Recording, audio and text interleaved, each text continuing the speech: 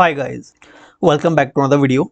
इस वीडियो में हम एचपीयू बीएड गवर्नमेंट सीट्स के बारे में बात करेंगे कि किस कैटेगरी के लिए कितनी सीट्स डिस्ट्रीब्यूट की गई हैं एचपीयू यूनिवर्सिटी कैंपस में और धर्मशाला में। Okay, GCTE government college of teacher education Dharamshala में और एचपीयू में यूनिवर्सिटी में किस कैटेगरी के लिए कितनी सीट्स डिस्ट्रीब्यूट की गई हैं। टोटल जो गवर्नमेंट सीट हैं वो है 350 सीट्स गवर्नमेंट सीट्स हैं बीएड करने के लिए हिमाचल प्रदेश एचपीयू के अंडर, जिसमें से government college of teacher education जो धर्मशाला में है उसमें 250 सीट्स हैं तीनों स्ट्रीम के लिए, मेडिकल, नॉन मेडिकल और आर्ट्स।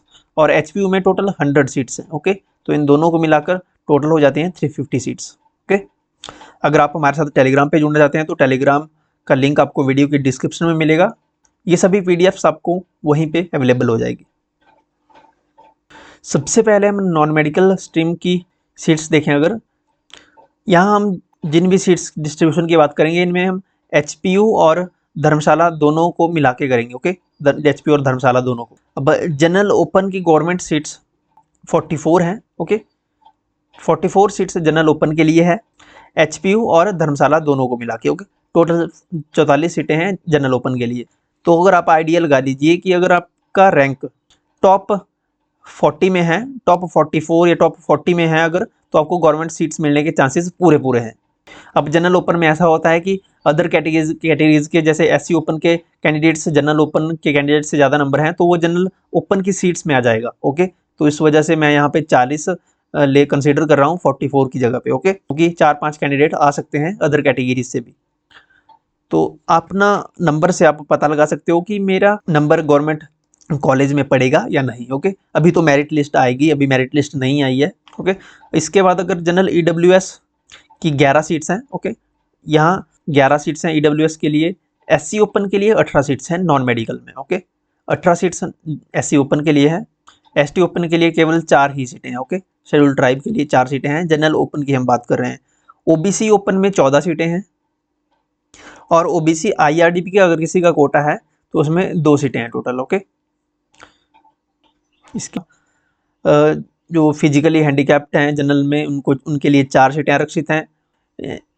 एससी एक्स सर्विसमैन की 3 सीटें हैं। एसटी एक्स सर्विसमैन की 2 सीटें हैं और ओबीसी एक्स सर्विसमैन का अगर किसी का कोटा है तो उनके लिए भी 2 सीट्स अवेलेबल है। ये तो हुआ नॉन मेडिकल का। ओके, नॉन मेडिकल की हमने बात की। सबसे ज़्यादा सीट्स वैसे नॉन मेडिकल की ही है अगर ऐसे देखा जाए। जनरल ओपन की 44 सीट्स हैं। तो अगर आर्ट्स स्ट्रीम भी देखें, मेडिकल स्ट्रीम भी देखें तो उन सब में नॉन मेडिकल की सीट्स सबसे ज़्यादा हैं गवर्नमेंट में। ओके, चलिए अब अगर मेडिकल की बात करें तो मेडिकल में जनरल ओपन के लिए 25 सीटें हैं। ओके, 25 सीटें जनरल ओपन के लिए है। ये हम बात कर रहे हैं, जितने भी हम यहाँ पे डिस्कशन कर रहे हैं ये दोनों को मिलाकर, एचपीयू और धर्मशाला को मिलाकर। ओके, जीसीटीई धर्मशाला को मिलाकर ये 25 सीटें हैं दोनों कॉलेजेस में जनरल ओपन के लिए खाली। तो अगर टॉप 25 में अगर हैं तब तो आपका गवर्नमेंट सीट तो आपको मिल जाएगी। लेकिन अगर आपको एचपीयू में लेना है, एचपीयू की ज़्यादा हाई आती है कट ऑफ, तो एचपीयू में आपको टॉप 10 में होना पड़ेगा। ओके, अगर आप टॉप 10 में हैं अपनी कैटेगरी में तब आपको एचपीयू कंसीडर कर सकते हैं। ओके, किसी भी स्ट्रीम में, चाहे आप नॉन मेडिकल की बात करें, जैसे 44 नॉन मेडिकल जनरल ओपन में है तो यहाँ पे आपको टॉप 20 में आना पड़ेगा, टॉप 15 टॉप 20 में आना पड़ेगा, तब जाके आपको गवर्नमेंट सीट एचपीयू यूनिवर्सिटी में एडमिशन मिलेगी। तो वहीं अगर जनरल ईडब्ल्यूएस की देखें तो यहाँ पे 5 सीटें हैं मेडिकल में। एससी ओपन की 8 सीटें हैं। एसटी की भी 2 सीटें हैं। ओबीसी ओपन की में 8 सीटें रिजर्व हैं यहाँ पे। और ओबीसी आईआरडीपी का अगर इसका कोटा है तो यहाँ पे 2 सीटें आरक्षित है। अब ओबीसी आईआरडीपी का तो क्लियर होता है कि आपको मिलेगी या नहीं मिलेगी, क्योंकि आपको सिर्फ अपने चेक करना है अपने मार्क्स और आपसे आगे कितने आईआरडीपी ओबीसी में हैं, आपके पीछे कितने हैं, आपसे आगे कितने हैं, आपको क्लियर हो जाएगा। अगर आपका रैंक टॉप 2 में है, अगर आपका टॉप 2 में आप आ जाते हैं तो आपको सीट आपकी फिक्स है। ओके, ओपन में थोड़ी गड़बड़ी हो जाती है क्योंकि अदर कैटेगरी के भी कई बार आ जाते हैं, लेकिन आईआरडीपी हो गया, फिजिकली हैंडीकैप्ड हो गया, एक्स सर्विसमैन हो गया, ये कोटे सेफ कोटे माने जाते हैं। यहाँ पे जो आपका रैंक है आपको सीट निश्चित होती है। चलिए इसके बाद है आर्ट्स एंड कॉमर्स स्ट्रीम। कि आर्ट्स और कॉमर्स की मर्ज ही इनकी मेरिट लिस्ट बनती है। आर्ट्स और कॉमर्स की एक ही कंबाइन सीट्स हैं इनकी। ओके, इनकी मेरिट लिस्ट भी कंबाइन ही बनती है, इनकी कॉमर्स की अलग मेरिट लिस्ट नहीं बनती है। ओके, आर्ट्स के साथ इनको मर्ज किया जाता है। तो आर्ट्स और कॉमर्स में इन दोनों को मिलाकर 35 ही सीटें हैं गवर्नमेंट की। ओके, जनरल EWS के लिए 8 सीटें हैं, SC ओपन में 15, ST ओपन में 4 और OBC ओपन में 9 सीटें हैं। इसके अलावा OBC IRDP की 2 सीटें हैं। ओके, अब इसका स्क्रीनशॉट ले सकते हो आराम से, या आपको ये PDF हमारे टेलीग्राम पे भी मिल जाएगी। टेलीग्राम का लिंक आपको मिलेगा वीडियो की डिस्क्रिप्शन में। ओके, या आपको वीडियो की फर्स्ट कमेंट में भी मैं पिन कर दूंगा, टेलीग्राम और व्हाट्सएप दोनों का लिंक, आप ज्वाइन कर लीजिए अभी।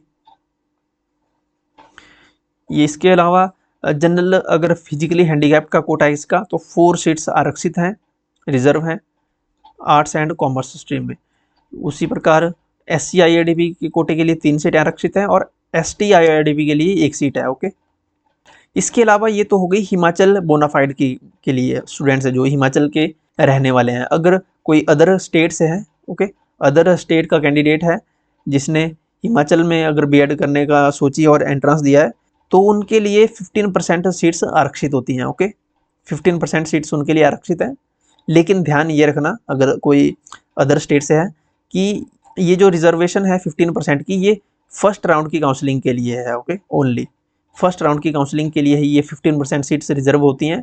जब अगर ये फिल हो या ना हो, अगर खाली बचती हैं, तो इनको मर्ज कर दिया जाता है सेकेंड राउंड की काउंसलिंग में जनरल कैटेगरी में। ओके, ये इनको जनरल कैटेगरी में मर्ज कर दिया जाता है, ये जो सीट्स बचती हैं अदर कैटेगरीज का जो कोटा है 15% का।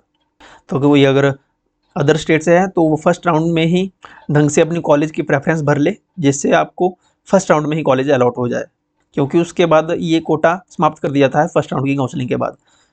अगर किसी के मार्क्स कम हैं, जैसे मुझे अभी कमेंट आ रही थी, मैं कमेंट पढ़ रहा था अभी कि हमारे 60 मार्क्स हैं, 55 मार्क्स हैं, 55 मार्क्स भी हैं, अगर किसी 55 मार्क्स हैं, 60 मार्क्स हैं, तो उनको डाउट था, या 50 मार्क्स हैं, अगर एटलीस्ट आपके 53 मार्क्स होने चाहिए आपका, तब मेरिट लिस्ट में नाम आता है। लेकिन आपके 53 से भी कम है अगर, तब क्या होगा? तो उसके लिए आपका ओपन राउंड होता है, या लास्ट में भी कई राउंड करवाए जाते हैं जो टेस्ट में अपीयर हुए हैं लेकिन पास नहीं हो पाए, तो उनकी भी एडमिशन हो जाती है लास्ट में। ओके, अगर सीट्स खाली बचती हैं कॉलेज में, तो ऐसी टेंशन लेने वाली बात नहीं है। अगर किसी के 53 से ज़्यादा नंबर हैं तब तो कोई दिक्कत की बात नहीं है। 60 के लाइन में अगर किसी के हैं, 60 से 70 के बीच में, तब भी आराम से आपको कॉलेज मिल जाएगा। हाँ, स्टार्टिंग में नहीं मिलेगा, जैसे first round, second round, third round में भी कई बार नहीं मिलता है। तो उसके बाद ओपन राउंड होता है, फोर्थ राउंड होता है, ओपन राउंड होता है, मॉप अप राउंड होता है। तो ये महीनों भर चलता रहता है प्रोसीजर, तो इसमें टेंशन लेने वाली बात नहीं है, कॉलेज सभी को अलॉट हो जाता है। हाँ, अगर किसी ने एंट्रांस नहीं दिया है या एंट्रांस दिया है, कम मार्क्स हैं, ओके, तो आप मैनेजमेंट सीट्स भी ले सकते हो। ओके, मैनेजमेंट सीट्स क्या होती है? आपको कॉलेज में, कॉलेज की अपनी सीट्स होती हैं।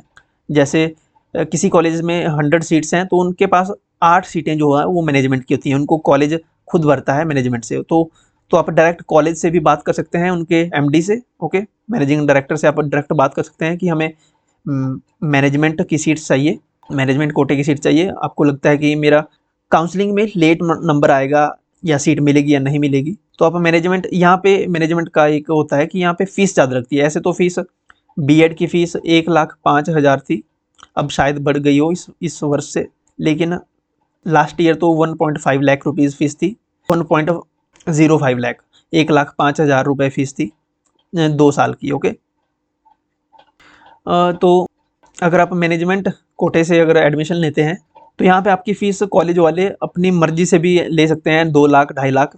तो यहाँ पे ये होता है कि आपको पैसे ज़्यादा देने पड़ते हैं, बाकी कोई फ़र्क नहीं है मैनेजमेंट सीट में और जो ऑर्डिनरी सीट आपको यूनिवर्सिटी अलॉट करती है। इसके अलावा कई स्टूडेंट्स कमेंट कर रहे थे कि इसके बाद अगला नेक्स्ट प्रोसीजर क्या होगा, नेक्स्ट प्रोसीजर क्या होगा? तो अभी आपकी तो मेरिट लिस्ट आएगी पहले, अभी आपको कुछ भी नहीं करना है, आपकी मेरिट लिस्ट आएगी, उसके बाद एक शेड्यूल आएगा काउंसलिंग का। ओके, कि कब काउंसलिंग होगी, फर्स्ट राउंड की कब होगी, सेकंड की कब होगी, थर्ड की कब होगी, फिर फोर्थ राउंड कब होगा, मॉप अप राउंड कब होगा, ओपन राउंड कब होगा। ये पूरा शेड्यूल अभी निर्धारित कर दिया जाएगा आपका कि इस दिन इस राउंड की काउंसलिंग होगी, फिर इस दिन इसका रिजल्ट आएगा, इस दिन आपको कॉलेज में वेरिफिकेशन के लिए जाना है। तो सब कुछ अभी आपका शेड्यूल आएगा, उसके अनुसार आपको जब मेरिट लिस्ट आ जाएगी तो आपको पता लग जाएगा कि मेरा रैंक कितना है। तो उसके बाद आप काउंसलिंग के लिए अप्लाई कर पाएंगे। अप्लाई के लिए आपको 500 रुपये फ़ीस लगेगी, वो आपको पोर्टल पे ही सबमिट करवानी होगी। आपको काउंसलिंग के लिए अप्लाई करना है जब, तो 500 रुपये आपकी फ़ीस लगेगी यहाँ पे, और आपको प्रेफरेंस भरनी है कॉलेज की। 5 से 6 प्रेफरेंस आप भर सकते हो कॉलेज की, 5 प्रेफरेंस होती है। तो जिन कॉलेज में आप एडमिशन लेना चाहते हो उनको सबसे पहले रखें, फिर उसी हिसाब से आप 4 से 5 कॉलेज आपकी प्रेफरेंस दे सकते हो। फिर 2 से 3 दिन बाद आपका रिजल्ट आएगा काउंसलिंग का। अगर आपको कॉलेज मिला है तो जो कॉलेज आपको अलॉट हुआ है वहाँ पे आपको 2 दिन का समय दी जाएगा कि वहाँ आपको अपने ओरिजिनल डॉक्यूमेंट्स वहाँ पे वेरीफाई होंगे आपके कॉलेज में ही, आपको यूनिवर्सिटी नहीं जाना पड़ता, आपको कॉलेज में ही आपके जो है डॉक्यूमेंट वेरीफाई होंगे। उसके 1 से 2 दिन के भीतर आपको फीस सबमिट करनी होती है यूनिवर्सिटी के पोर्टल में। ओके, यूनिवर्सिटी का पोर्टल होता है, वहाँ पे 30 से 31,000 रुपये कुछ ऐसी फीस रहती है, मुझे एग्जैक्ट अभी फिगर याद नहीं है, 31,000 या 30,000 के समथिंग ऐसी फीस रहती है। ये फर्स्ट सेमेस्टर की फीस होती है। ओके, ये उनके लिए रहती है 30 से 31,000 जिनकी प्राइवेट कॉलेज में एडमिशन होती है। जिनकी गवर्नमेंट कॉलेज अलॉट होता है जिनको, उनकी 5,000 रुपये फीस लगती है उस समय। ओके, 5,000 रुपये गवर्नमेंट कॉलेज जिनको अलॉट होता है उनके लिए 5,000 फीस रहती है, और जिनको प्राइवेट कॉलेज अलॉट होगा उनको 31,000 पेमेंट करनी होगी। ओके, ये यूनिवर्सिटी के पोर्टल पे ही होगी, वेबसाइट पे ही ऑनलाइन। तो ये प्रोसीजर रहता है, जैसे जैसे शेड्यूल आएगा मैं आपको अपडेट करता रहूँगा।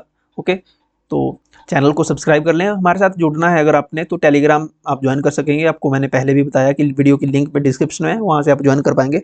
व्हाट्सएप भी ज्वाइन कर सकते हो, व्हाट्सएप चैनल का लिंक भी वीडियो की डिस्क्रिप्शन में ही है। ओके, कोई और अगर आपको कोई डाउट होगा, किसी कोई क्वेश्चन होगा, क्वेरी होगी, तो कमेंट सेक्शन में जरूर लिखिएगा, मैं आपके हेल्प के लिए अवेलेबल रहूँगा। Okay, thank you so much.